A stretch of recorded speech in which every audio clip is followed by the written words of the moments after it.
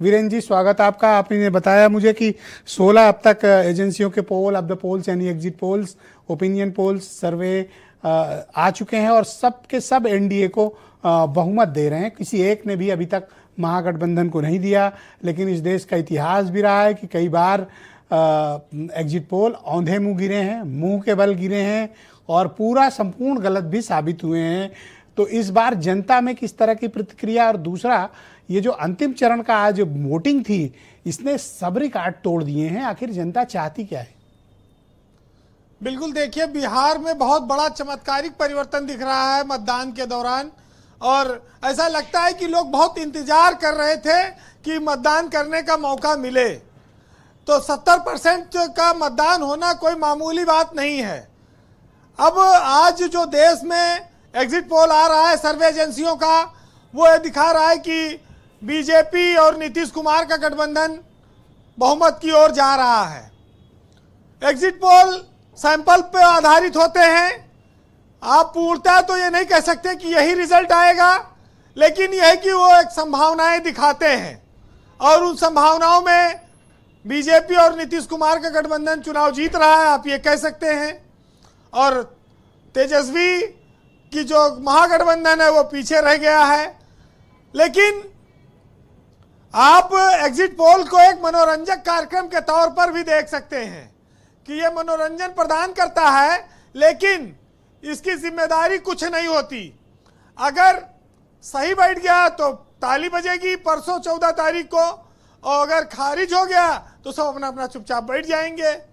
किसी को याद भी नहीं रहेगा किसने क्या दिखाया था। भारत में अब तक करीब 56 एग्जिट पोल गलत साबित हो चुके हैं, उनके नतीजे गलत आए हैं।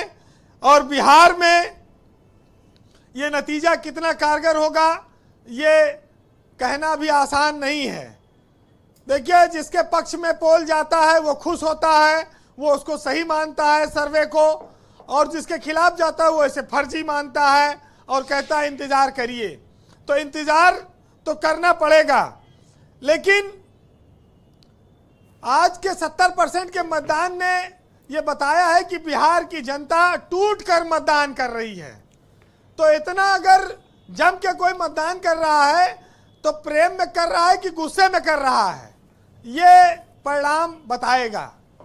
लेकिन ये बात सही है राम मोहन राव साहब की कि जंगल राज का जो एक बिहार में लालू के ऊपर आरोप था, नौकरी लैंड फॉर स्कैम था, वो सब चीज़ें वहाँ बड़ी प्रभावी ढंग से उठाई गई हैं। दूसरा, अगर महागठबंधन लूज करता है तो उसका सबसे बड़ा कारण है कि तेजस्वी और राहुल की पार्टी के पास रणनीतिक रूप से बूथ पर मैनेजमेंट कमजोर था। उन्होंने अपने बूथ की स्थिति को मजबूत नहीं किया और उसकी वजह से बीजेपी उनकी तुलना में बहुत मजबूती से लड़ी।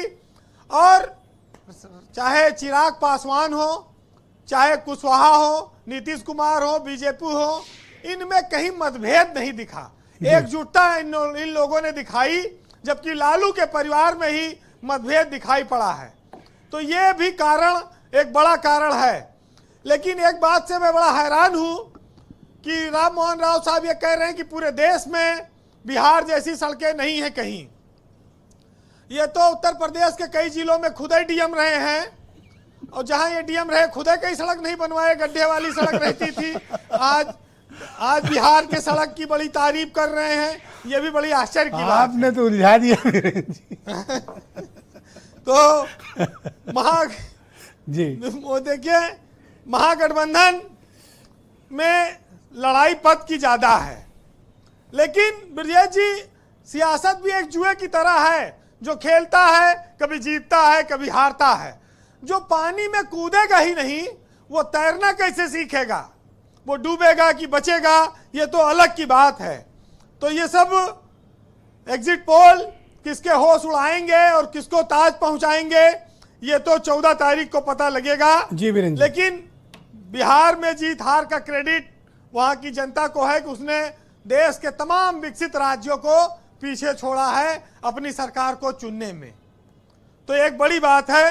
फिलहाल एक बात, वो एक शेर बहुत पुराना है कि कुछ तो मजबूरियां रही होंगी, कोई ऐसे ही यूं ही बेवफा नहीं होता, और कहते हैं कि पहले रहते थे चुपचाप, ना था कोई पाप, अब तो वो बोलने लगे हैं और हर पोल खोलने लगे हैं। तो इस पोल की भी पोल खोल रहे हैं, एग्जिट वाले की। राव साहब सड़क तो बनवाए नहीं, सड़क की तारीफ कर रहे हैं। थैंक यू वीरेन जी, आपका बहुत शुक्रिया।